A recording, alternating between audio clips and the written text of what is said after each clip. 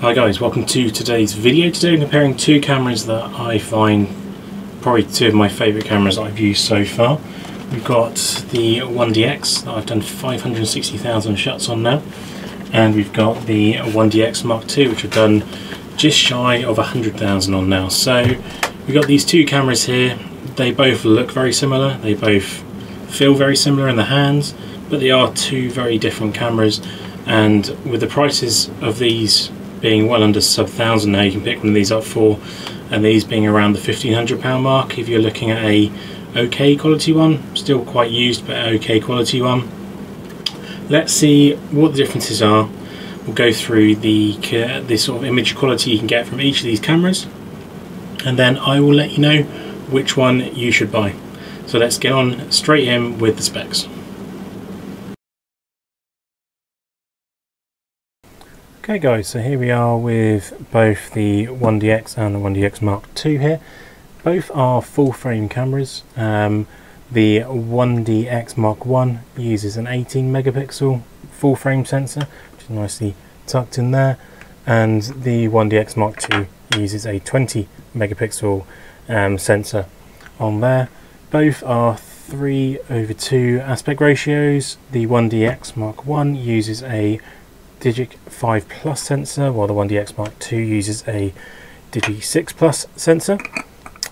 As I say, they are both full frame.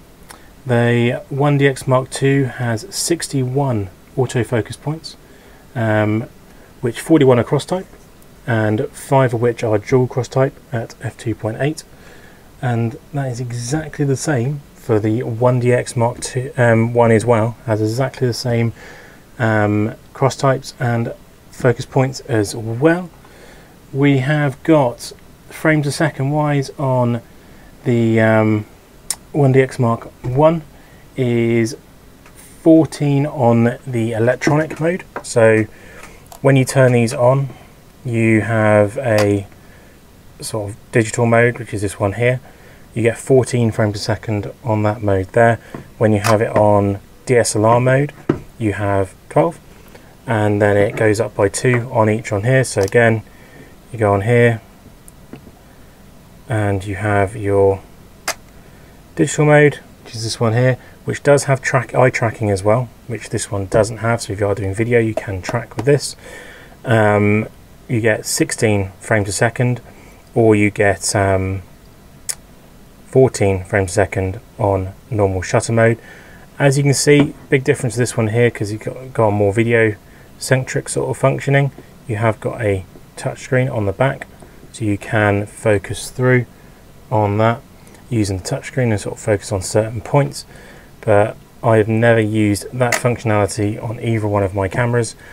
It's not what they're designed for. If you want to do video, go get yourself a mirrorless camera. Don't bother with anything like this. You need the very focal screen that these ones don't have, and that will make the bigger difference. As you can see, the design wise of both cameras is pretty linear, so the only real major differences between the two is on the 1DX Mark II you have the proper video function on here. You can do video on the 1DX, but it's not great. It's not really what it's designed for. They did function it in a little bit better with this one here with that functionality, and this can shoot 4K. One big thing you've got to think about if you did decide to go with the 1DX Mark II over the 1DX's cards. So I always shoot redundant, as you can see in the 1DX Mark II 2 cards in there at the moment. So that's the current camera I am using, and you have a big old CFast card and a compact flash, sorry, on there. With the 1DX you use 2 of the compact flash, which is cheaper to buy storage. The CFast cards are incredibly expensive. I paid £200 for this second hand, so you do have to think about that. Yeah, the cameras aren't massively more expensive than each other nowadays, but the memory you're going to have to be using, the capacities and stuff, you're going to want to be pretty high and pretty fast, especially if you're shooting redundant. I currently only own one CFast card, but it is 128 gigs. So, and I say as a shoot redundant, if that does go and corrupt, I have got the other card they're ready to go, which just stores everything both on RAW for me.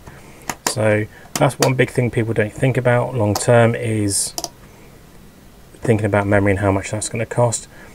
Battery wise as well, the 1DX being an older camera uses a cheaper battery, so these batteries you can pick up for not too much money at all. Even Canon official ones, this isn't a Canon official one just because I needed a battery, the Canon official ones you can pick up for like 50 quid now.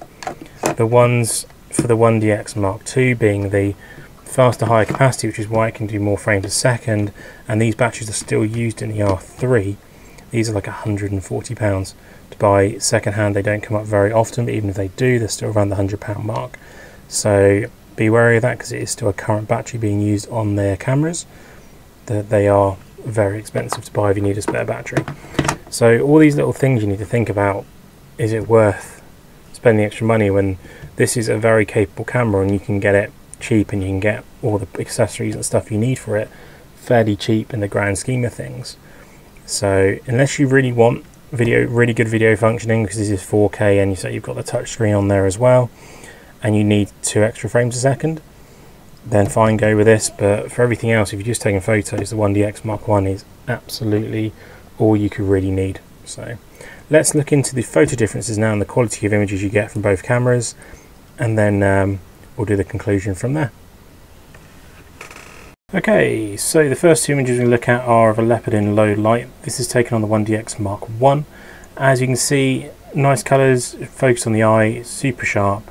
It's using f2.8 300mm, so background's nicely sort of blurred out as well, but super usable, really good in low light. These cameras are, and no issues there at all. Second one here, same condition, same animal, same low light. Again, focus on the eyes, there's a little bit more sharpness though, I think, between the 2 photos here. But this is becoming, because it's got the 2 extra megapixels maybe, looks a little bit brighter as well, which is quite nice. Gives a little bit more colour in the raw file. So it would have to go to this one. Here is the slightly better image. Next one here is a Wolverine in some harsh lighting, but I've got nicely in line with the animal here, is running over the hill.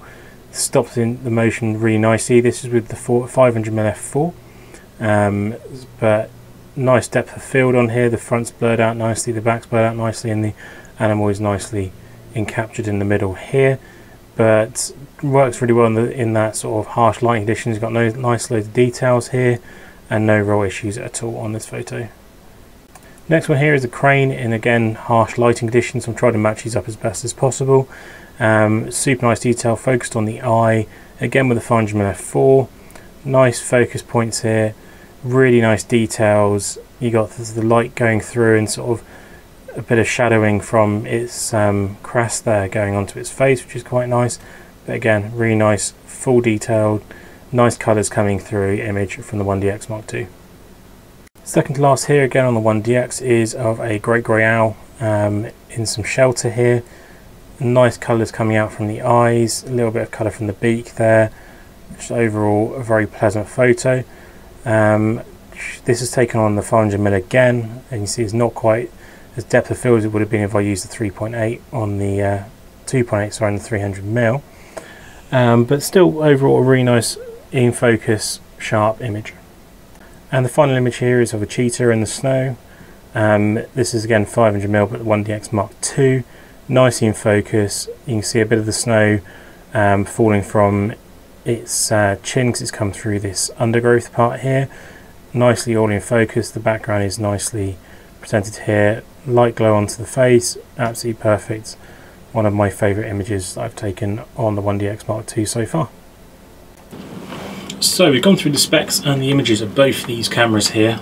As you can see, both super capable cameras, can do a lot with them. So I've used this for so long that I pretty much know the ins and outs on what the capabilities are with it. This one, even though I've done quite a few thousand shots now, I'm still learning where the sort of limits lie with it. But again, very capable camera. They are the top end cameras of their times. Which one should you go for? Out of the two, with how cheap the 1DX Mark I is now, that's the one, if you're looking to sort of step into a 1 series body, I'd recommend going for. If you've got a little bit of extra money lying around, then for sure go with the 1DX Mark II. But if you are, say, looking to step up, I would save the money by getting the 1DX Mark I in good condition, and then spend the extra money to save buying through the 1DX Mark II and get some nicer glass, because the glass is super important and that will follow you through whatever camera you end up getting and upgrading to in the future. So you can trade that in the future and go get a Mark II when these are a sub £1,000 like these are now. So even though I do love the 1DX Mark II, I've had so much time and so many amazing photos with the 1DX, that's the one I think you should go for now, and say spend that extra money on glass. Now I hope you enjoyed the video. Please subscribe, comment and like, and I will catch you guys later on for more content. Thanks as always. Goodbye.